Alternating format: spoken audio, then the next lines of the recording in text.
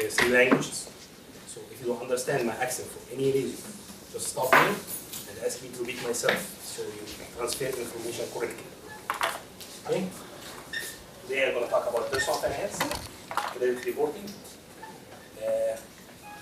Simply everybody in the United States who have Social Security number.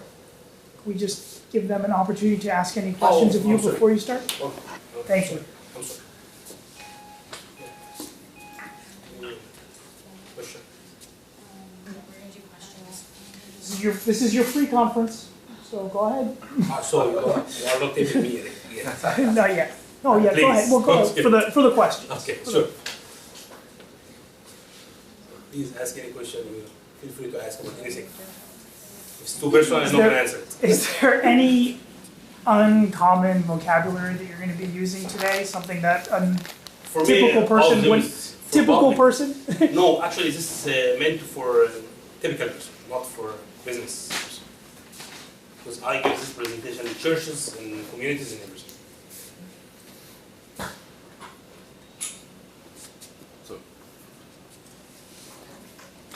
To be looking like just general topic for credit scores, but not other than like statistics or numbers or anything like that. No.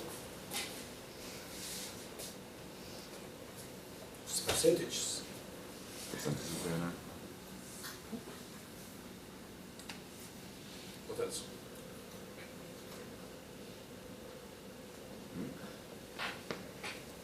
What is the one thing, if somebody comes to me tomorrow and says, what did Dr. Moussa talk about? What's the one thing you want me to be able to tell them? This is hard. After you finish the presentation, you're going to understand what I'm talking about. But your one takeaway. One thing, how to clean your credit. How to clean it. Right. Thank you. I think we can go ahead. She has a question. So what does pin your credit mean? What's pin credit? What's it? I think it's a Pin your credit? I have no idea. I never heard it before. Oh. Okay, I thought that's what you just said. No, clean. This is why I said I have heavy accent. If you don't understand my accent, just stop me and ask me to repeat myself so you understand what I'm talking about. I don't get offended.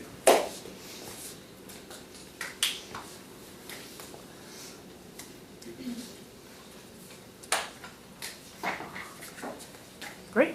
Great. Should we start? Go ahead. Okay. So let me say, you know what, if we can just go on one note here. I just want to make sure the cameras are set up on the interpreters. We want to make sure our deaf interpreters are okay and situated appropriately. So just some logistics right now. What about that camera, Tony? No, it's good. Tony said it's good. Let's see the interpreter, okay. And you're good. You don't really have to move. You're fine.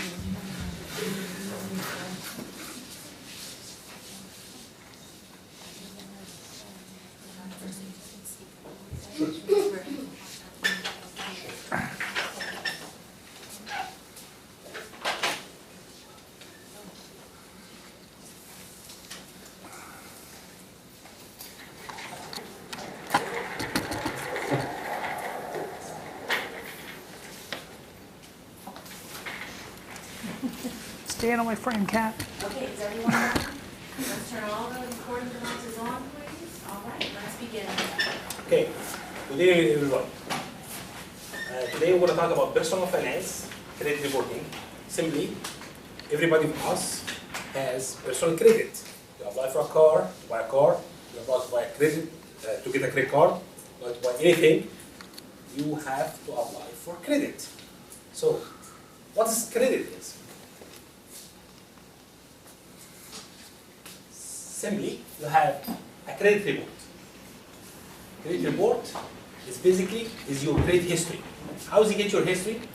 Every time you apply to buy something on credit, to get a credit card, they run your credit, they put your information, your social security number, and you transfer information to three credit bureaus. Equifax Experian, and TransUnion. And they get information back from this 3 credit bureaus. Okay? So, where does he get the information from? You give the information. When you apply, you fill the application. You call it credit application. What's your name? Where do you live? Your phone number? Where do you work? Everything about yourself. What's your income? So they get this information and they give it back when the company, the one who gonna grant you a credit card or a loan, ask for this information.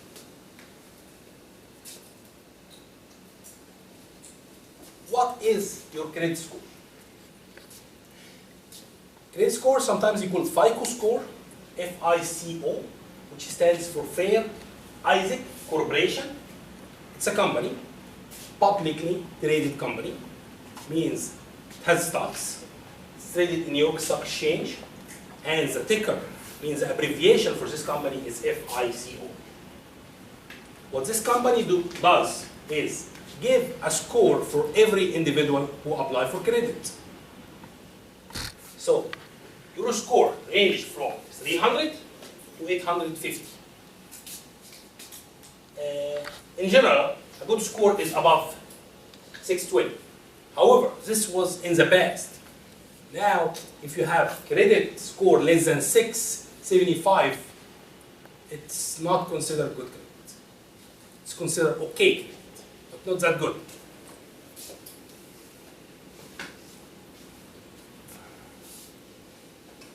What affects your credit score? 35% of your credit score based on your consistent payment history. So, if you pay your car payment on time, your credit card bills on time, pay your cell phone on time, your rent on time, this goes 35% for your credit score. 30% is based on the percentage of your credit capacity being used. What does this mean? If you have 2-3 credit cards, in total you have $10,000 capacity, means the maximum you can go to is $10,000. So how much are you using out of this $10,000? So a rule of thumb, don't ever, never go above 50% of your credit capacity. 15% of your score is determined by the length of your credit history. How long did you start your credit history? Some of you have longer credit history than me, because I immigrated to the United States 16 years ago, but you were born here. So maybe you applied early for credit card. Maybe you were in high school last year or first year of college. So maybe you have longer history than me. 10% is based on the types of credit you have, like installments, revolving, and consumer finance. Installments, like car payment. You pay the same payment every month for a certain amount, a certain time, period of time. Revolving, like credit cards. Credit cards, you just use it. Every month different than the other. And you have to pay, at least the minimum payment. Consumer finance, when you get a personal loan. If you apply for a personal loan and you get a personal loan, this is what's called consumer finance. 10% is based on recent searches for credit and or the amount of credit you have recently obtained. What's this? When you get your credit report, you're going to see they have how many searches lenders searched for you in the last 6 months and the last 2 years. How does this affect your credit? It affects your credit because if you apply too much for credit cards or loans and you don't get it, that means you are desperate. So they don't trust you. They lower your score. So my advice, never ever apply for a loan unless you're going to know ahead of time you're going to get it. So the question is, How are you gonna know you're gonna get it? Simply, you get mail every day, lots of advertisement. However, one of them say you are pre-selected. This is not good. Pre-selected means what? It just selected you based on a criteria, marketing criteria. They don't know you. But you get another mail saying you are pre-approved. Pre-approved means you already pre-check your credit. They know you are trustworthy. They are willing to give you a credit card. And you are pre-approved. However, not every credit card offer is acceptable. If you check the letters he sent you and they say, we're going to charge you annual fees, $200, do I accept? Why?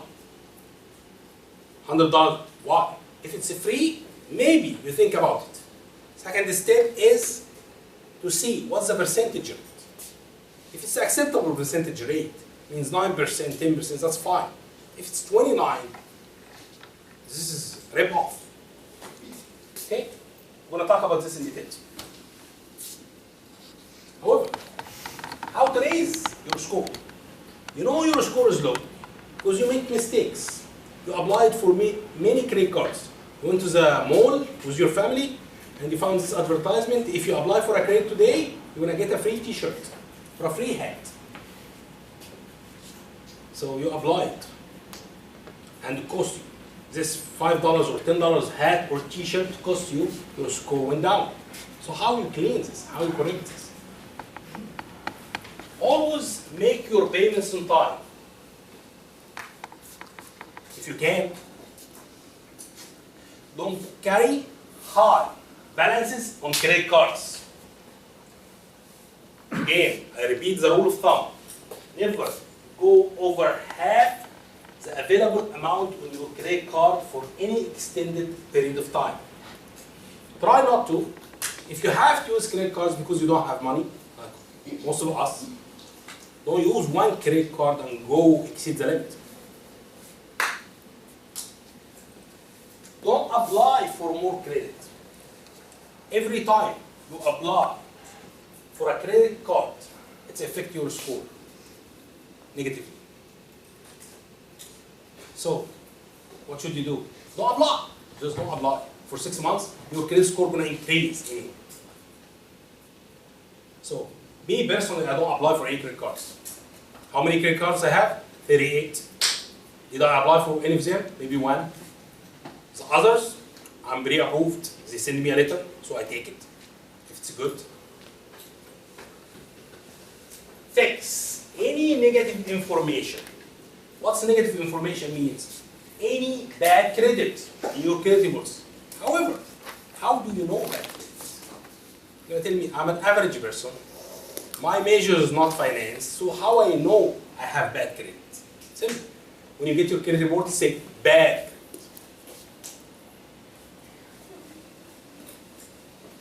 Can you get your credit report first to see if you have bad negative information? Yes, you can. If you live in the United States and you have a social security number, you are entitled for a free credit report once a year. Who said so? Uncle Sam, US government said so, to protect you, to protect your identity. You have to get it once a year to see if somebody else is stealing your identity. So, how you get it? You go to this website, annualcreditreport.com. Yes, it's .com, but it's backed by the government. It's free for you. Don't go to any other website. Or you can call them in this phone number if you cannot get it online. So, which one you should get? 3 of them. Because I said, you have 3 credit bureaus, everyone submit or give 1 report. What should you do after you get this? Look at it. Do you have any negative information? Like what? Do you have past due accounts? No? Good. You have late payments? You paid but late? This is negative.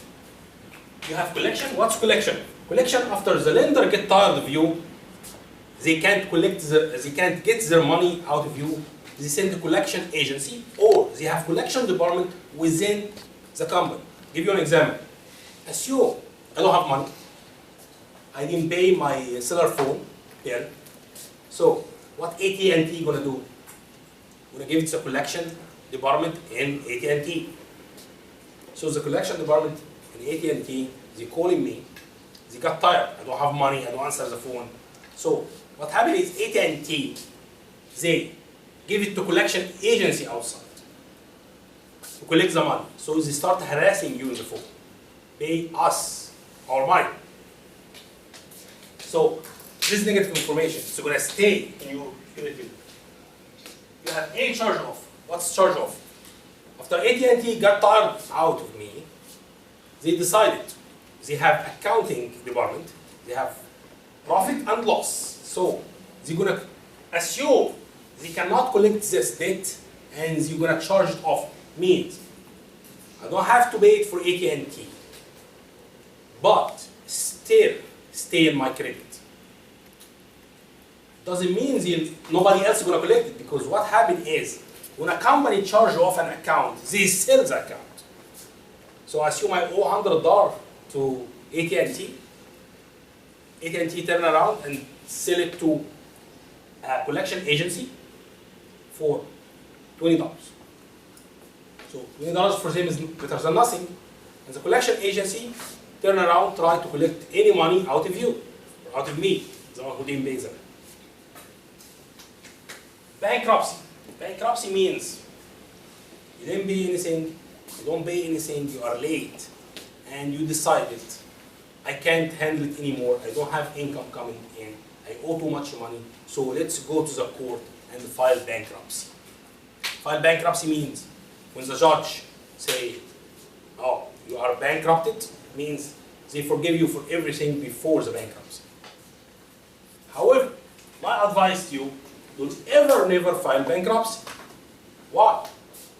If you're going to work for federal government, or you're going to apply for a loan, or you're going to work for a bank or something, they're going to ask you, have you ever filed bankruptcy?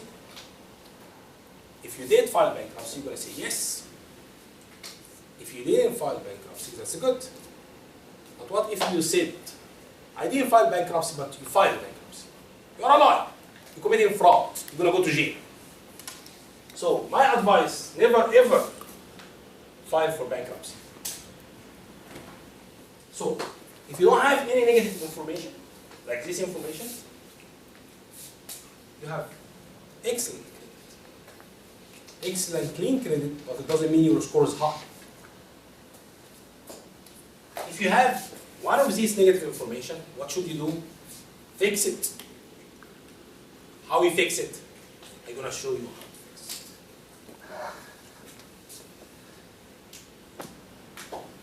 Okay, first let's understand how long. If you did a mistake, if you didn't pay your bill on time, you're going to stay forever in your credit report? No. It's going to stay up to 7 years. It is 7 years. However, bankruptcy stays for 10 years. Actually, the Congress had a discussion, like maybe 5-6 years ago. They want to change this 10 years to make it, I think, 12 or 14 years, I'm not sure. But they didn't. But we're going to stay 7 years, any information. 7 years from when? This is important. You have to know from when. From your last activity in the account. Okay, what's the definition of last activity? Last activity means last time they got in touch with you and you promised to pay the bill. Means what? Means even if you didn't pay your bill from 10 years ago, however, they decided to call you today in the phone and say, Mr. Smith, you owe us money. And you say, yes, I do owe you, but I don't have money. They can start 7 years. Last activity, you had activity, you said I owe money, but I'm not able to pay it or something. But you have to differentiate between two things. Statute of limitation Statute of limitation is the time the lender can sue you to collect the money, which is different from state to another. In Virginia, where I live, for open-ended means like credit card debt, 3 years. So if the lender who tried to collect the money didn't get in touch with you for 3 years from time of your last activity, he cannot sue you. Can he sue you after this? Legally, no, unless he got in touch with you and you promised to pay. So, if you made a mistake before, you didn't pay your bill for any reason,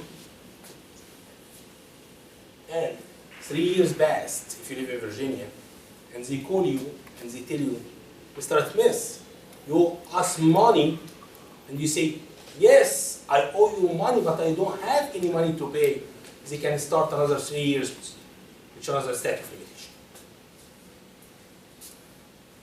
So we have to differentiate between how long this negative information stay in the credit report and the statute of limitation. Statute of limitation give within this statute of limitation period, the lender can sue you to collect the money. But this is how long it stay in the credit report from last activity. But here, most of the time, last activity is the last bill they send you in. So this is the last activity.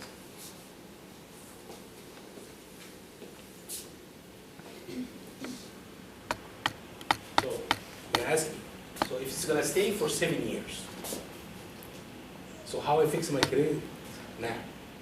I need to buy a car. I did mistakes. I was young. I didn't have money. Have part-time job, and I couldn't pay all these bills. And now it's bad credit. It's negative information on my credit. The good thing is you can correct and clean any information in your credit. How?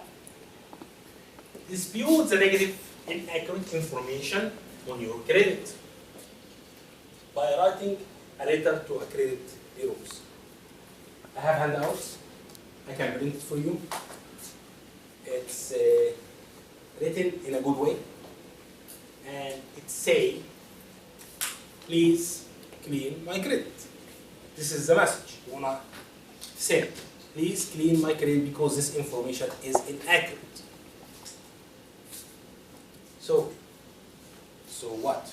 Okay, I send them a letter. So are you gonna clean it? Just clean it like this? No. The credit bureau gonna send a letter to the lender. So assume I still owe AT&T this bill and I didn't pay it. Send it to collection. I didn't pay it. However, it shows in my credit report. How I clean it? I'm gonna print my credit report, 3 of them, and see which one has the negative information about AT&T. Because sometimes one of the credit reports only have negative information, the other does not. So I'm gonna see, assume it's Equifax. So I'm gonna send a letter to Equifax, say, please investigate this negative information in my credit report. So Equifax, which is a credit bureau, I'm gonna send a letter to AT&T, say, Dr. Moussa said this information is inaccurate. Please reply to us. Okay. Can they reply after 1 month, 2 months, 3 months? No. All this, from the time you send a letter to the credit bureau to the time you get an answer, should be, according to the US government, 30 days. Okay? So, if they verify this information means it's negative, it's going to stay in your credit. If AT&T was late 1 day on mail to the credit bureau, you are forgiven. Hallelujah. So you don't have to pay it. Why? Because it's gone. You know this song, Gone, Gone, Gone? It's gone forever. And it cannot come back. They cannot add it again. So, what if this information stayed? Dispute again. Why? Simply not because you are not only argue this is not your debt. You argue this is inaccurate. Why it's inaccurate? Even if you know this is your debt, you didn't pay your bill. I'm not teaching you not to pay your bills. What I'm teaching you, your rights are to dispute any inaccurate information. Why? Because sometimes you owed $100. They add fees and interest, and so you end up owing like $400, $500. This is inaccurate. You owed $100. So you can investigate any information. Sometimes somebody stole your identity and they got a credit card in your name. So it's not your information in the credit report. How you claim it? You dispute this. Say, this is not mine. This is inaccurate information. What's this going to cost you? Nothing. A stamp. 48 cents. And you send it and you wait in mail. So as soon as the credit bureau gets your letter, I'm going to send you a letter saying, Mr. Smith, we received your letter in that day. From that day, written there, count 30 days, you should get an answer. Okay. So, and I have the handouts I can best of.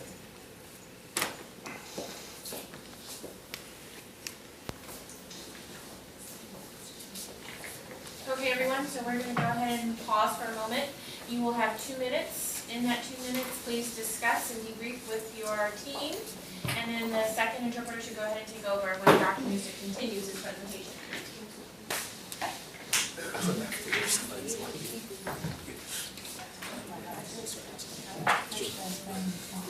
Usually, students ask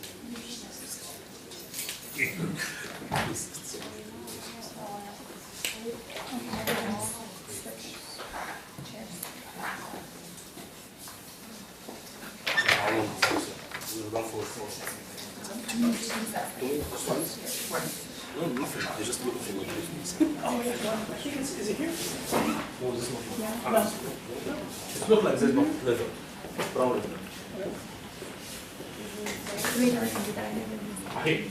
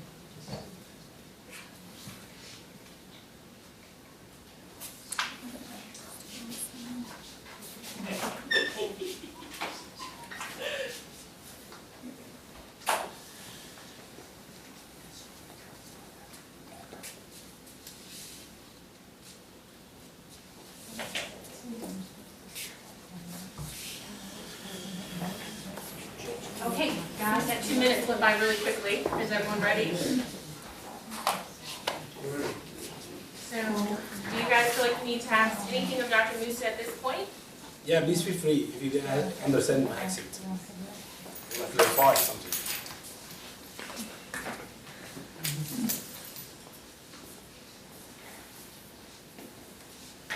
Okay, if there are no questions, for our presenter, then we're gonna go ahead and move on. Okay, so my strategy is dispute, dispute, dispute. Some students ask me, why I don't dispute it online? Because most of credit bureaus now, they have websites, and you can dispute all this information online. Because in website, you dispute now, you're going to email the company or the lender now, and you're going to get an answer now. So you don't have this 30 days US government give you. So why don't use my time? What means that they have pile of papers, nobody going to answer. So I'm going to get my negative or inaccurate information deleted out of my credit report. So what if you dispute and the negative information stayed? We have another strategy.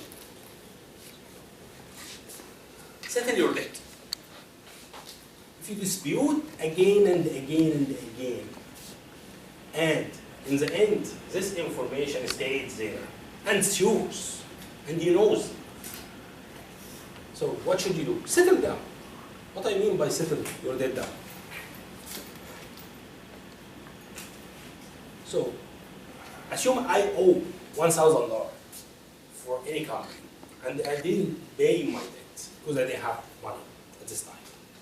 I went to collection, and I didn't pay it, so it stayed in my credit. And I disputed again and again and again, and didn't get deleted. So I'm gonna write a dispute letter, which I have a handout for. Say, okay, I do not admit that I owe this debt.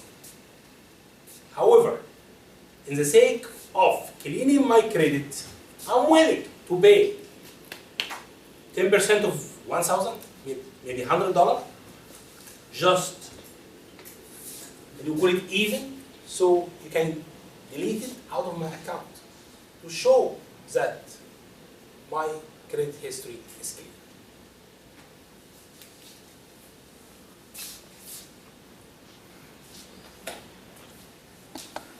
So, after you do all this, you clean your credit report.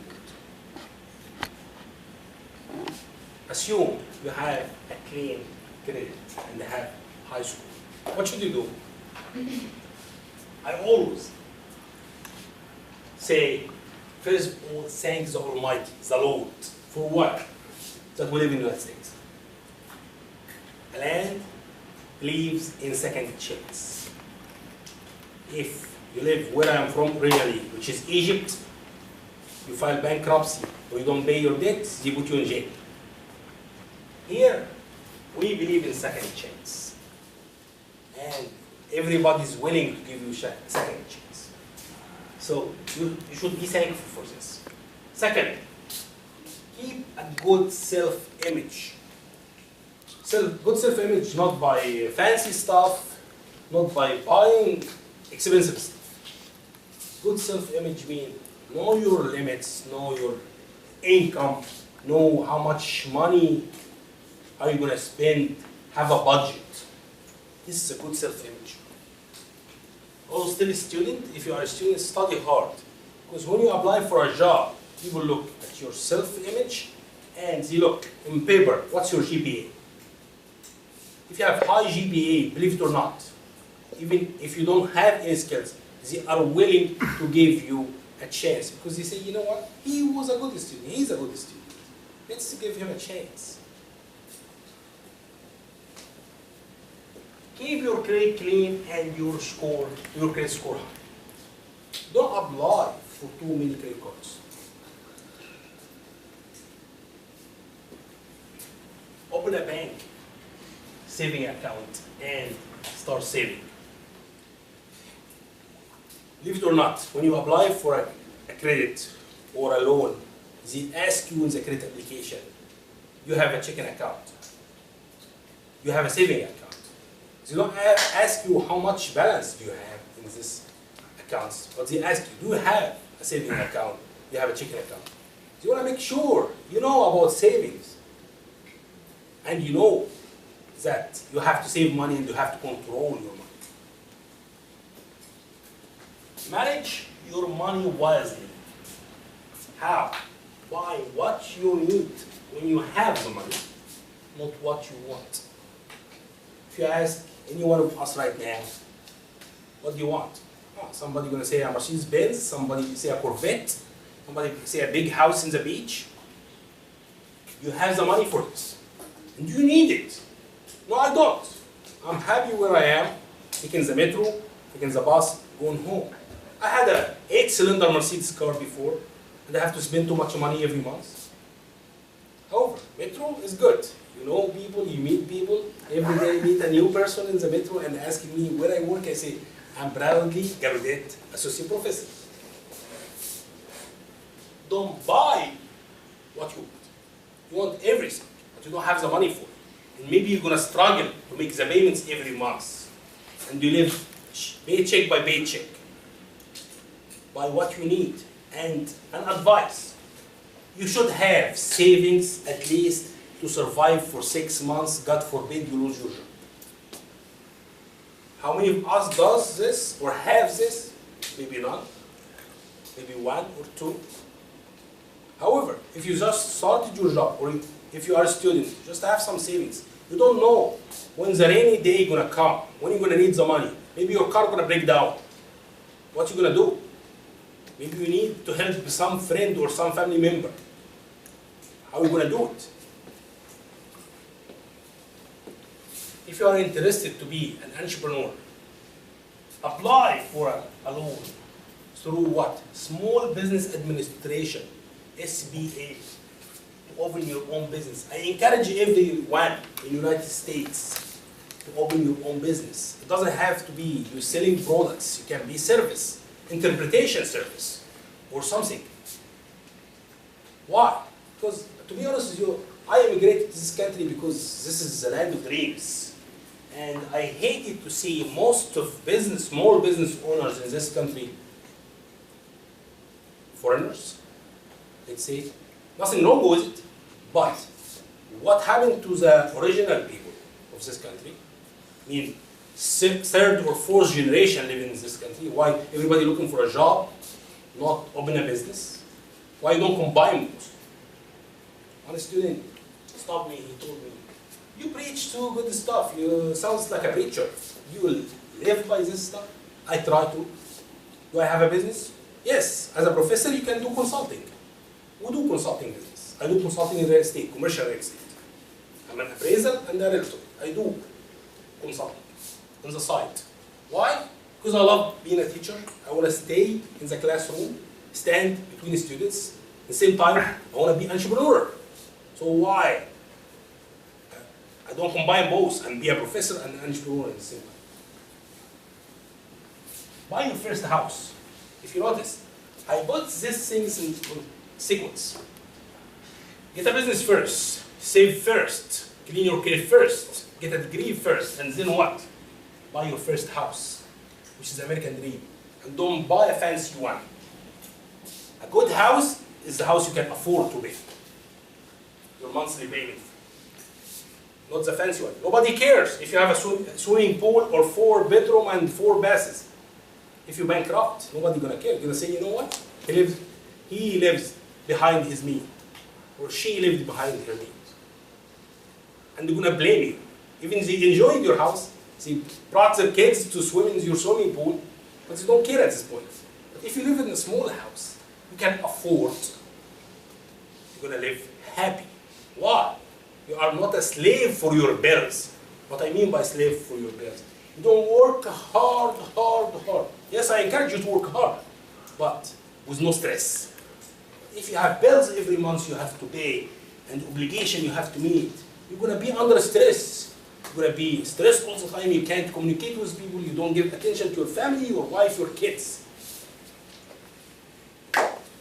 Lastly, teach others. I give you this information for you for free, because I got it for free. Nobody taught it to me. I read about it. Actually, one night I was watching the night shows, and they have this commercial about how to clean your credit, and there's a clinics for this, and you should pay $1,000 or something. So, I'm a finance guy. Why I don't read about this and teach others and help other people? From this time, I was teaching my students first in the classes, and some of them started to invite me for their churches. And some female students invited me for like female groups. So I used to take my wife and go to the female group and give a presentation. So from the time I came to Gallaudet, I try to teach my students so they can teach others. So please teach others this information, because not everybody, even it's publicly available information for everybody, but nobody read about this. Simple things, you can clean your credit, you can keep your score high, and when you apply for a job or a loan, for a house loan, you're gonna get pre-approved or approved in the site, because your credit is clean. Any question? Yes, sir.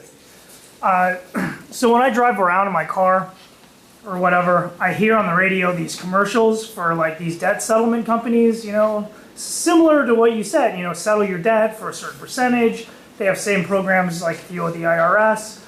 Are any of these companies legitimate, or are they just trying to get us, like you're saying, to pay for something that we could figure out ourselves if we do the research? Most of them, they do what I teach you. So why don't do it yourself? Instead of paying somebody else money, and nobody knows your credit and your situation better than you, so why you don't do it yourself? It's not going to cost you anything. Just this information, and actually, now you know where the information are. You can Google it.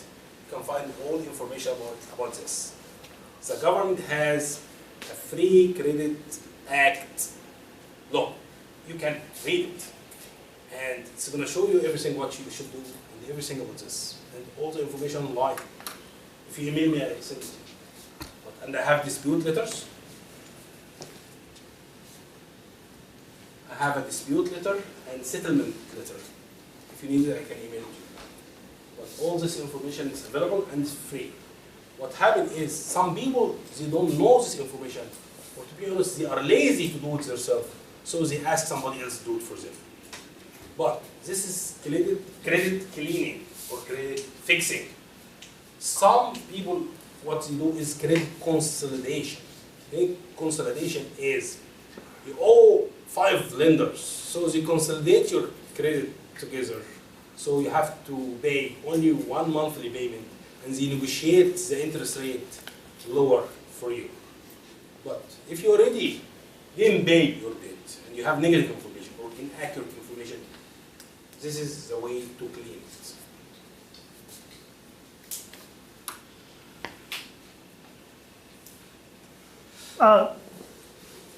What about student loans? Is there anything we can do with that, or is that like a whole other separate thing? Actually, IRS, if you owe taxes and student loans, federal loans in general, you're going to pay it, you're going to pay it.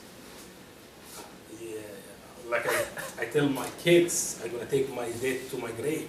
I owe $160,000. I went to, like I have 4 degrees, grad degrees in the United States, so I owe too much money. But in the same time, we have program. I applied for it. Since I work for Gallaudet, which is non-profit organization, I can pay my payments, my minimum payments for 10 years. After this, I'm forgiven. If you work for any public, like you work for the government, state, public schools, or non-profit organization, they forgive you after you pay for 10 years. So how much do you have to pay? According to your income. So if I have kids and wife, I don't pay too much taxes anyway. I'm not going to pay too much payments every month. After 10 years, if you pay in time, you are forgiven for the rest. You have a handout for that? No, actually it's online. I can give you I can print out the form for you, and you can fill it out and you send it. And you go to HR or your chair in the department here or something, and you sign with when you started, 10 years. From the way you started until the end, you pay every month payment according to your income. And you are forgiven. This is why everybody glad to work for Gallaudet. Of course.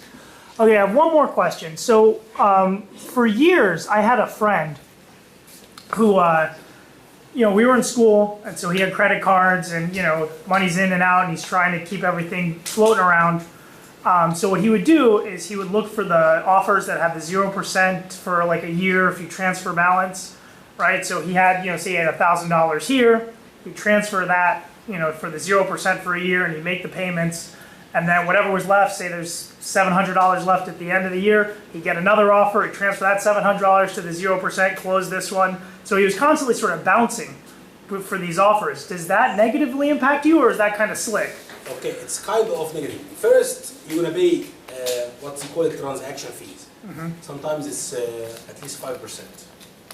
$5, I think $5 minimum and 5%. So you're gonna pay upfront fees to do this. Second, when they print your credit report at any time, it's gonna show the balance, where the balance is. So if you move it around, it's gonna show somewhere, and it's gonna affect your credit because you have high balances. Because what happens is, you switch from here to here, you transfer from here to here, you add transaction fees. And then you end up adding more money because you're using your credit more. So you're gonna end up with bulk of money you owe, and it's gonna show in your credit report, which is gonna be lower score. And do you think over the long haul that saves you on the interest, or is it not worth it with the fees and What everything? saves you in interest, not owing any money. It's what saves you in interest. So, yeah, try to shop around first before you get anything, you buy anything. So you know what you're paying.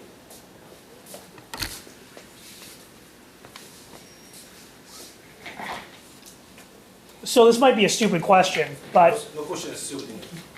suppose I have this amount of money, and let's say I borrow $10,000, I buy a car, right? $10,000, but I actually have money, I just didn't want to use it. I'm still going to take the loan, right? Because I want to show that I'm going to show that I can pay off something, that I'm going to try to build credit. I'm not going to, pay it, off. I'll pay some monthly payments, and then maybe I'll pay it all off later, right?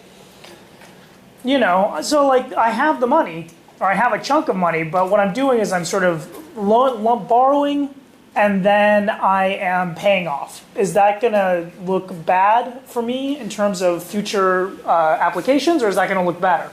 No, if you got a loan and you pay in time, this is not going to affect your credit negatively. Actually, it's show you are a responsible person and you pay in time, it's going to increase your score.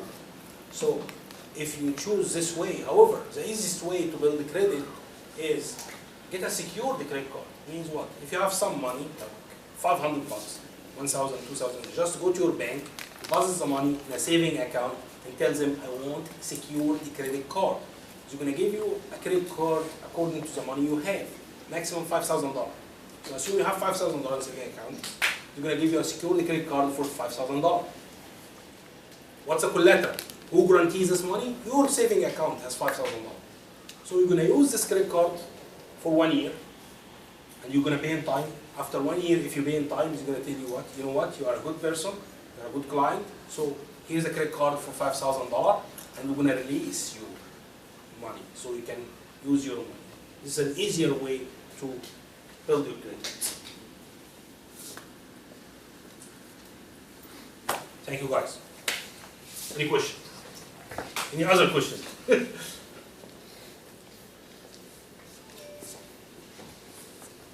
Okay, so any other questions from the interpreter's perspective? Anyone? All right, then you've got a couple minutes to ask some questions.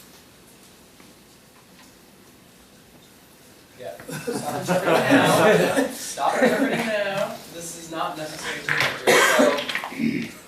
So, do those of you who were interpreting have any questions of the presenter?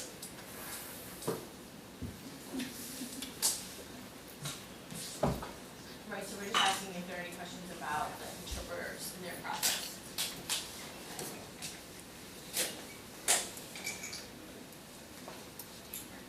Right, and I know the deaf interpreters had a little bit of a different process because they had interpreters who they were relying on. The hearing interpreters would maybe want to ask Dr. Moussa. The deaf interpreters may actually want to ask the hearing interpreters they were working with. But does anyone in the room want to ask someone about the presentation? You might have thought that Dr. Moussa spoke very quickly. Maybe there was a rapid pace that you had to deal with. I know there were a lot of jargon in the presentation, so in terms of his accent, the jargon that was used, anything, the rate of speech.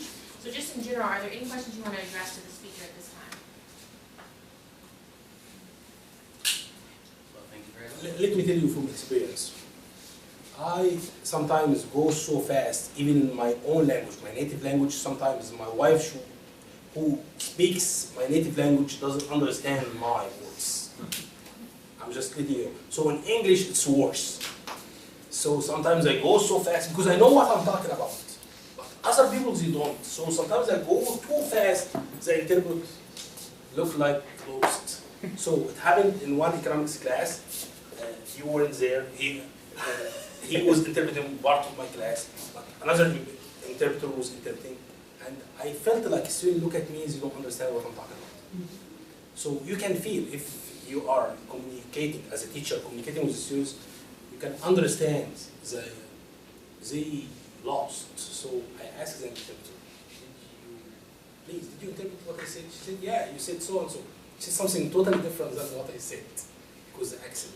So I asked her, please, ask me, stop, and ask me to repeat myself, like more clearly, so we transfer information.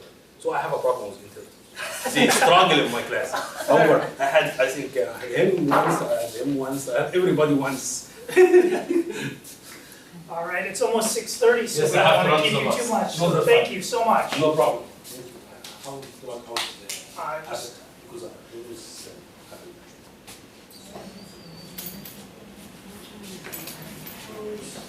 hold on 1 second, wait, let's eject it. So it's saved. Perfect, you're good.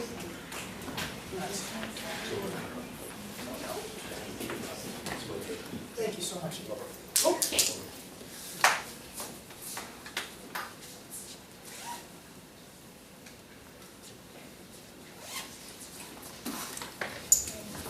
Good night. Thank you so very much. Yeah, thank you.